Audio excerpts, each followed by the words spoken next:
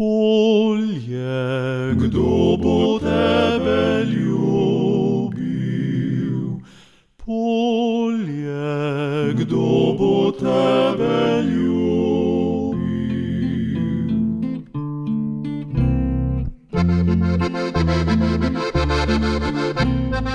Drage poslušalke in spoštovani poslušalci, lepo pozdravljeni.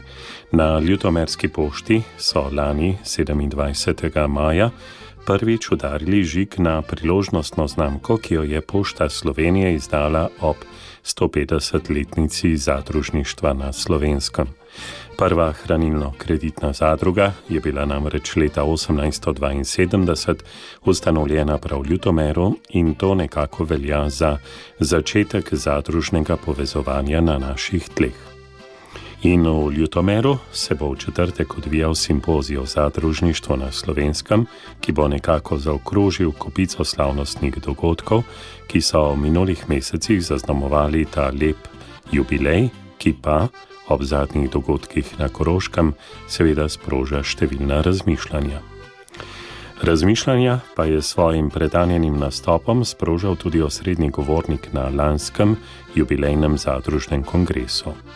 Profesor dr. Emil Erjavec je spregovoril o vlogi, ki jo ima kmečko zadružništvo danes, ko se lomijo in spreminjajo družbeni red ter vrednote in ko se soočamo s podnebno krizo, globalno zdravstveno krizo, vojno. V nadaljevanju današnje nedeljske kmetijske oddaje vas vabim, da mu prisluhnete.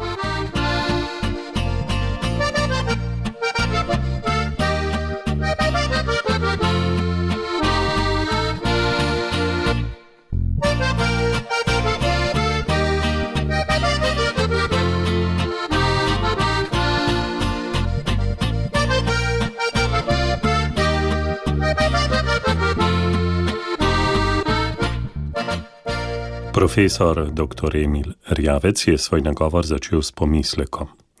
Zagotovo lahko trdimo, da je zadružništvo nekoč bilo pogoj in vzvod za razvoj slovenskega kmetijstva. A vprašanje je, ali je to tudi še danes in predvsem, ali bo to tudi še jutri.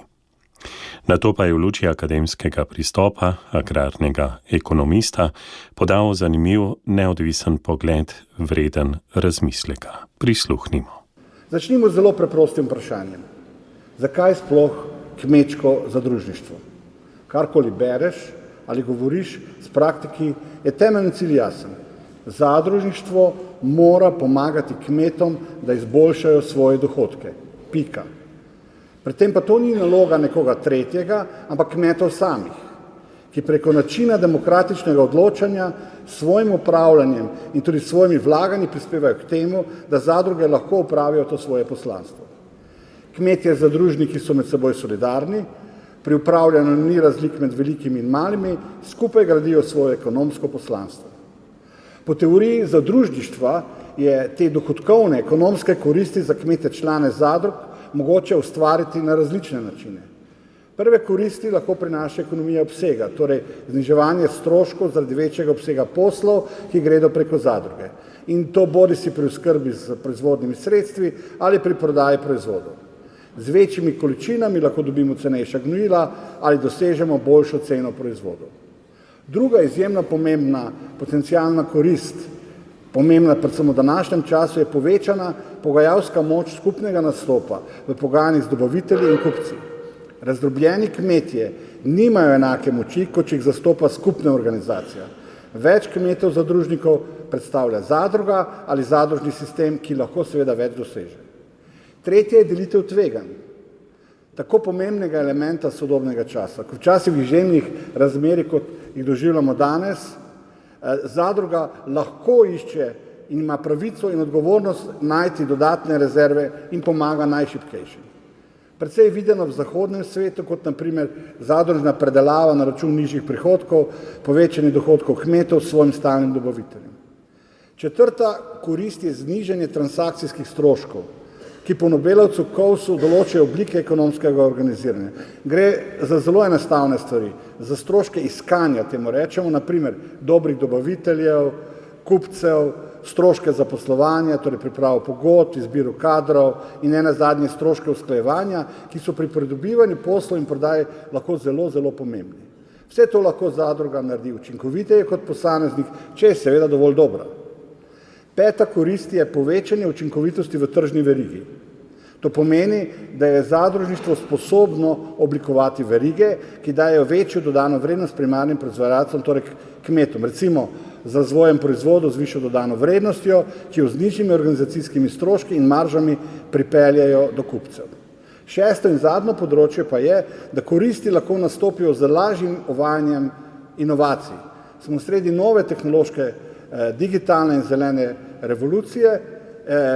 Tukaj predvsem gre za uvajanje novih procesov, novih načinov poslovanja, sledljivosti proizvodov, inoviranje postopkov pri oskrbi inputov, poslovanju in prodaji. Vse to lahko dobra zadruga, zadružni sistem naredi. Skratka, kmetje zadružniki bi morali dobiti boljši dostop do trgov, nižje predelovalne stroške, blažitev tveganj in demokratični sistem upravljanja. Zadružništvo kot tako pa nima seveda samo prednosti, ampak tudi odgovornosti in omejitve. Ključna je predvsem deljena ekonomska odgovornost. Kmetje zadružniki morajo biti aktivni v svoji zadrugi in ekonomsko delovati skozi njo. To je pogoj, da se prednosti lahko realizirajo. Delitev ustvarjenega dobička je odvisna od tržnega prometa, drugače pač ne more biti. Zadruge se tudi ne morejo izogniti cenovnim in količinskim nihanjem trgov, omejene so tudi pri iskanju dodatnih kapitalnih virov, saj investitorji praviloma ne morejo biti tudi soudeleženi pri upravljanju.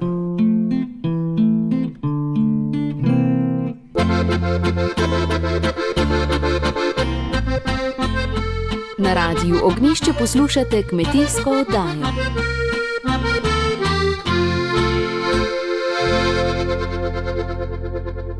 Profesor dr. Emil Erjavec je slavnostni nagovor zadružnikom nato nadaljeval z zgodovinskim pogledom.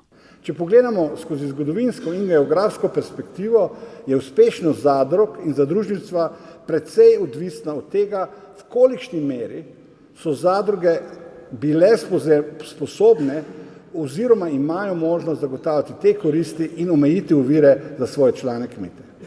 Zgodovina nas uči, da je ta prevlada koristi nad slabostmi označevala večino 150-letnega obdobja slovenskega zadružništva. Njegov nastanek je bil predvsem odziv na rastoče stroške in slab pogajalski položaj kmetov, takrat zelo liberalnem gospodarskem sistemu po zemljiški odvezi. Zadruge so zagotovile cenejši kapital in pričele tudi skupno prodajo. V naslednjem valu so pričele tudi s predelavo kmetijskih proizvodov, torej vzpostavljati učinkovite verige vrednosti, skrbele tudi za manjša tveganja svojih članov. Skozi čas je do druge svetovne vojne nastal eden od osrednjih ekonomskih sistemov na slovenskih tleh, tudi ta dvorana in ta ulica, bi rekel, je rezultat tega. Povojni politični sistem ni bil naklonjen zadružništvu, nacionalizirajo je lastnino in omejeval pravice kmetov pri upravljanju, a vsakič, ko je spustil vzpone, to je v 50. in potem v 70. letih, je to vodilo v razvoj kmetijstva, dvig pridelave in uresničilo svoje ključno poslanstvo, to je prispevek k izboljšanju ekonomskega položaja kmetov.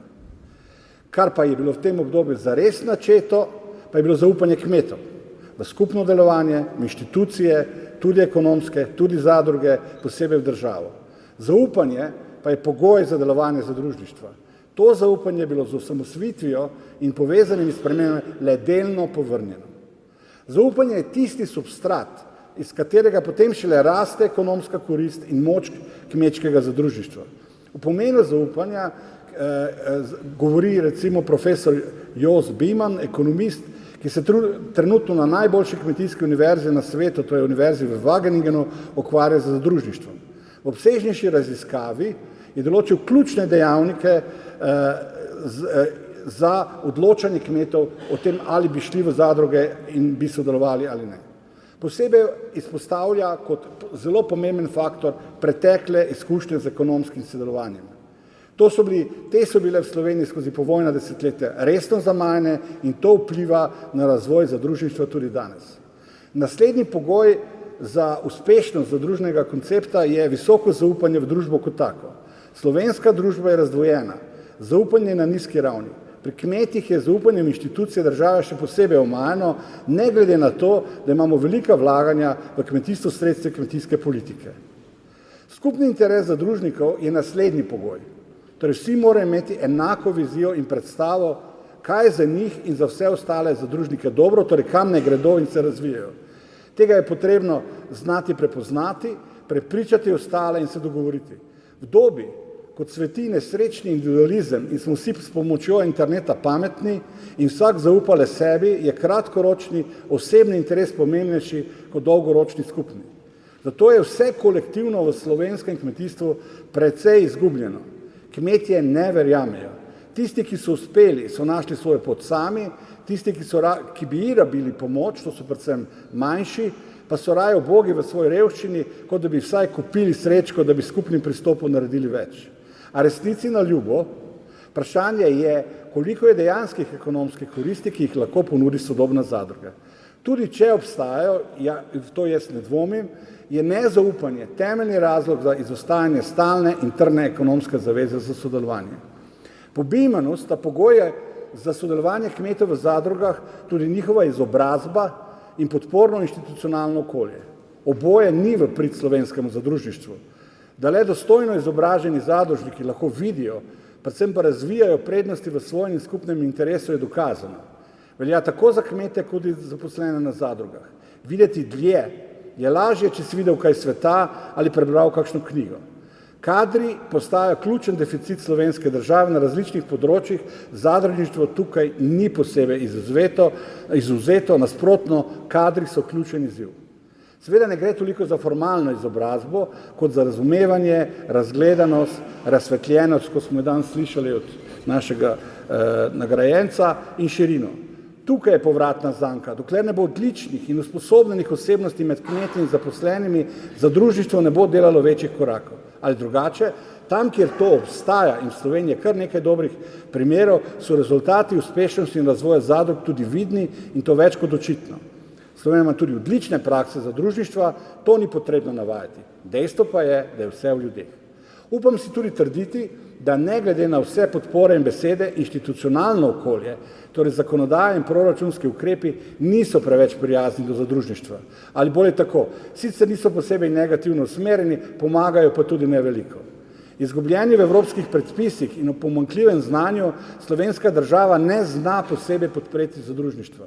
Res je, da tudi evropski predpisi načeloma ne izpostavljajo zadrug kot takih in da naš sistem zadružništva ni v celoti prilagojen evropskemu konceptu, ampak če vemo, da so v Evropski uniji organizacije proizvajalcev v osnovi specializirane zadruge, potem bi lahko naredili več.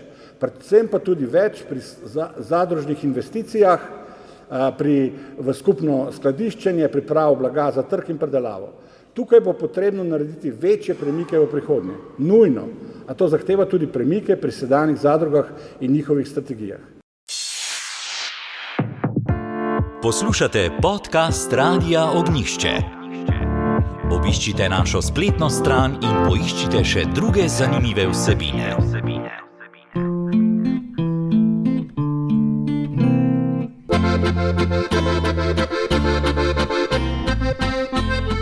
Na Radiu Ognjišče poslušate kmetijsko oddajo.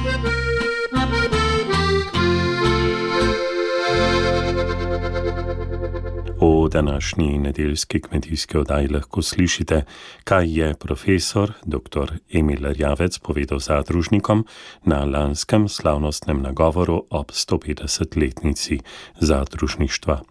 Po treznih besedah o pomenu zaupanja, ki je temelj zadružnega povezovanja, se je ustavil o pogledu na stanje in perspektive zadružništva v svetu. Prisluhnimo. Modro je, da najprej pogledamo navzven, preden se obrnemo vase.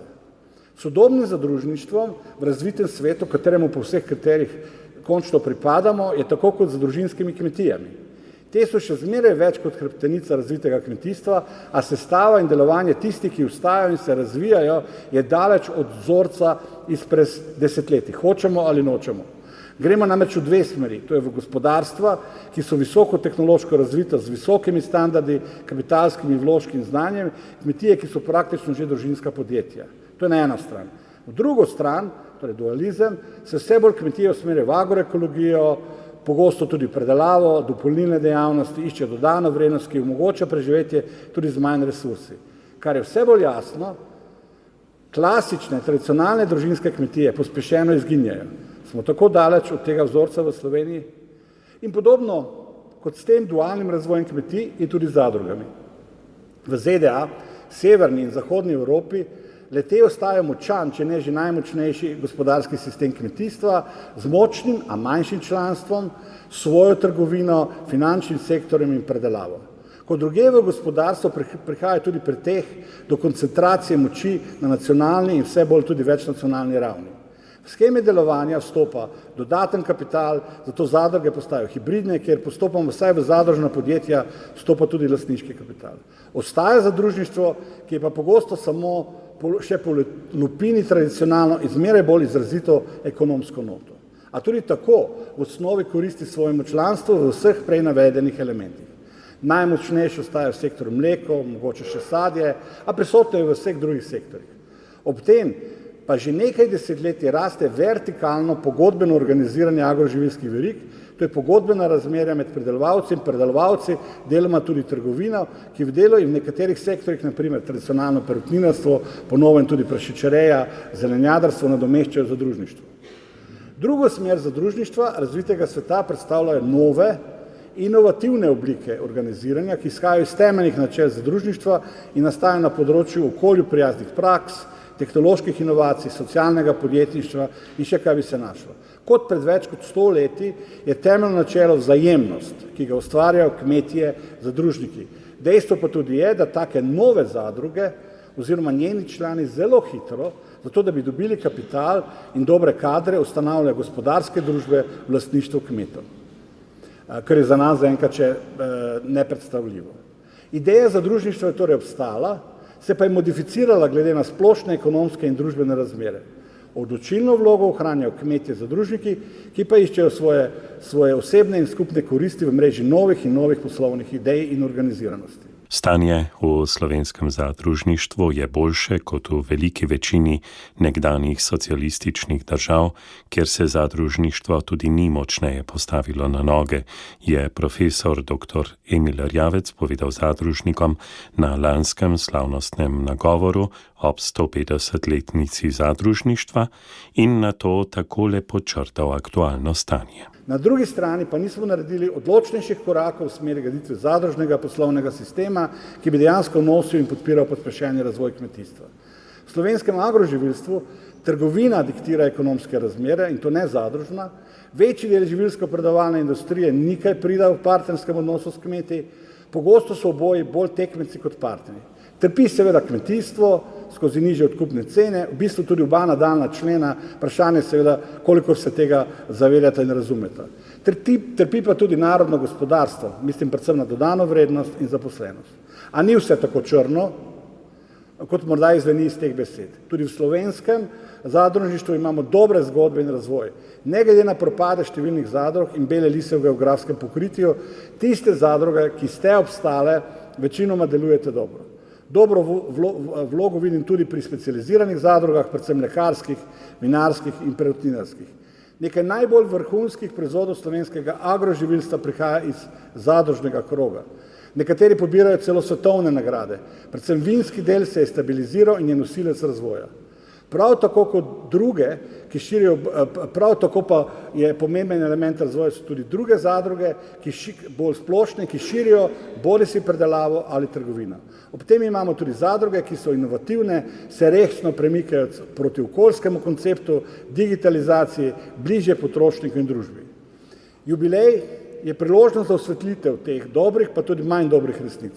Ideja o koncentraciji kapitala, usmerjenega tržnega organiziranja in skupnih blagovnih znamk, skupnih skladišč, trgovin in predelave se vali z veliko muke.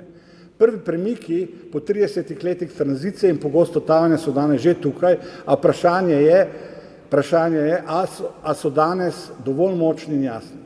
Zadrugam je tako kot s kmeti. Vsak zaupa le vase in v svoje rešitve ter ne verjame v skupne poti in možnosti.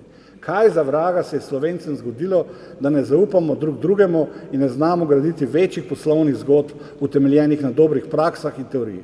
Res je, bili so poskusi ki so propadli in ko si enkrat pičen, se bojiš še zvitka vrvi. Seveda se vse skupaj tudi lepo začinjeno s zasebnimi interesi, ampak danes ni dan za jamranje.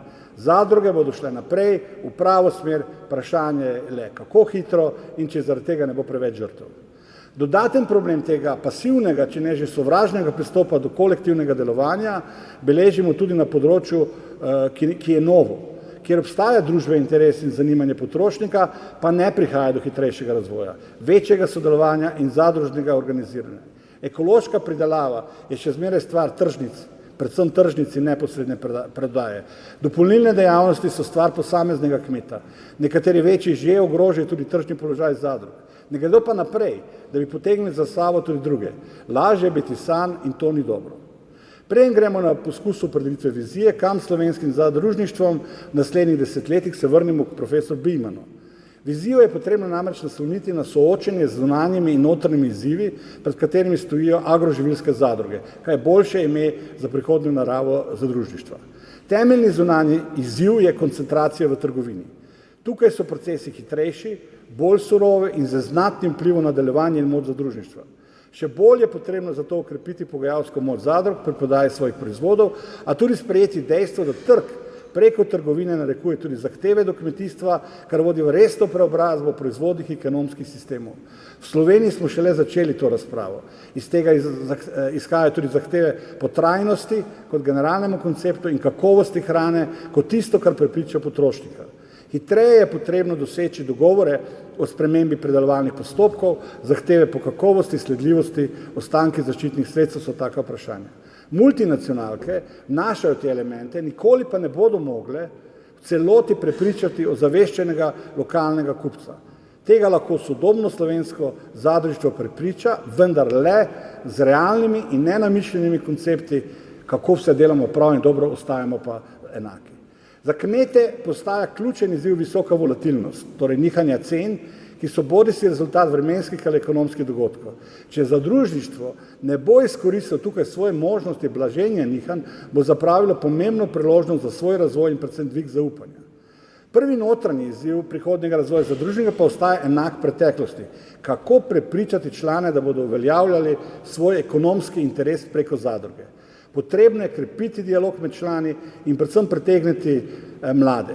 Zadružništvo ne more funkcionirati zgolj na upokojenskem pogledu, potreben je svež fokus in usmerjenost v spremembe.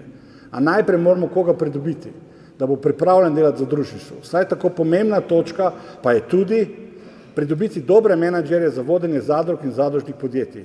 Ker smo v podeželskem in kmetijskem getu, člani pa niso pripravljeni v to veliko investirati, je to pogosto iskanje igle v kupu sena. Ampak brez tega ne bo šlo. Potrebno bo tudi nadgraditi notranje upravljanje v zadrugah.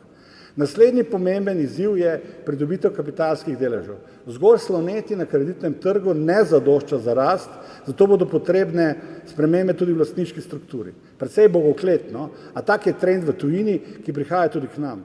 Seveda bo ostal ključen izziv potem, kako ohraniti lokalnost, vpliv kmetov in vse, kar je osnova zadružništva. Upajmo, da to ni problem kvadrature kroga.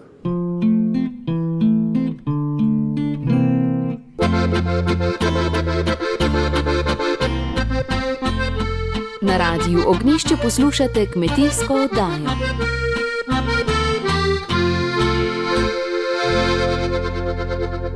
Za konec pa se ustavimo še ob ciljih in usmeritvah.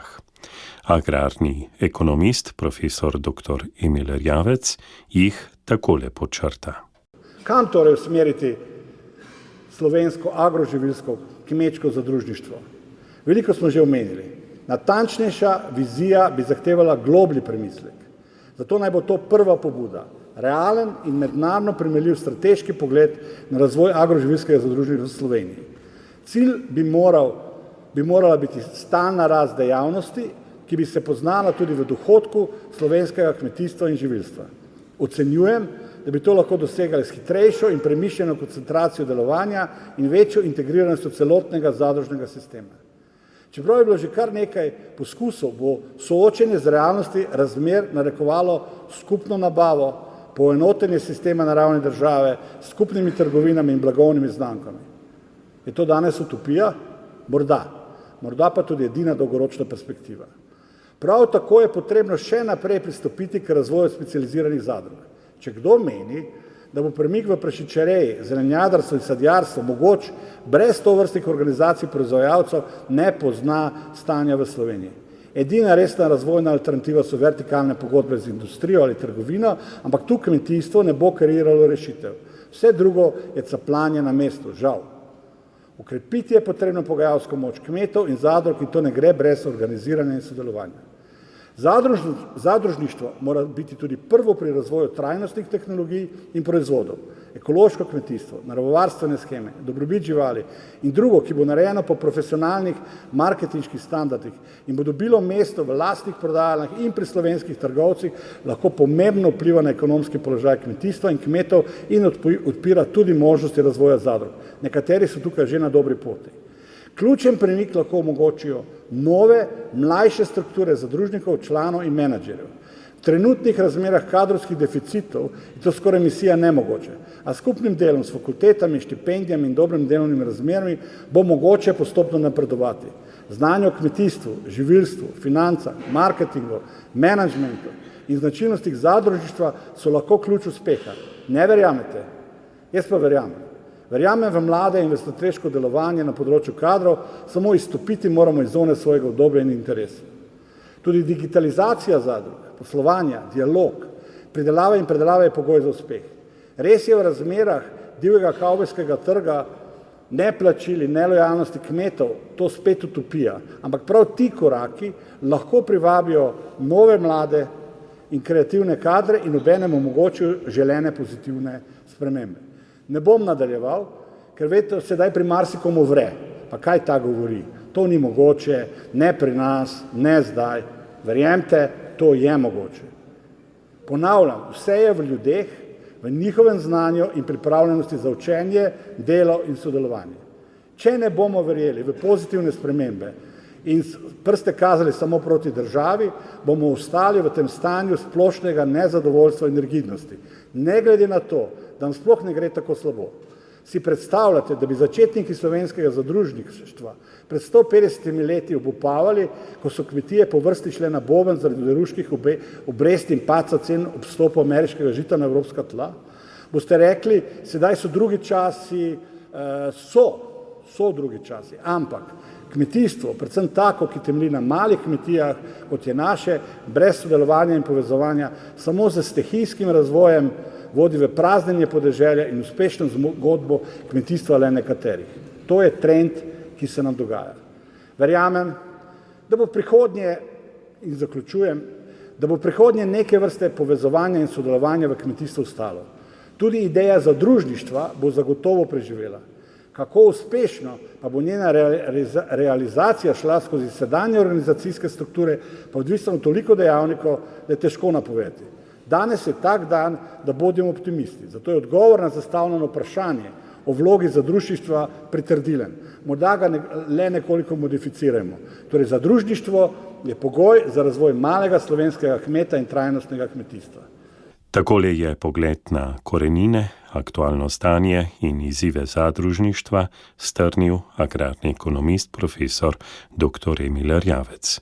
V današnji nedeljski kmetijski oddaji smo se ustavili ob njegovem predavanju, ki je sprožalo številne odzive, predvsem pa bilo klic k razmisleku, kako naprej in zakaj je pomembna povezanost. Toliko za današnjo kmetijsko oddajo. Spet se slišimo čez teden dni. Lepo nedeljo vam voščiva tehnik Miha Močnik in voditelj Robert Božič, ki sem oddajo uredil in pripravil.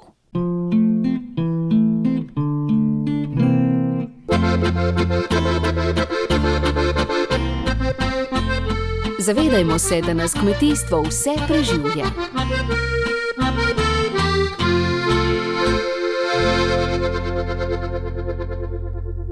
Hvala, da ste poslušali našo oddajo. Podprite nas in postanite prijatelj Radia Ognjišče. Veseli bomo vaše pomoči.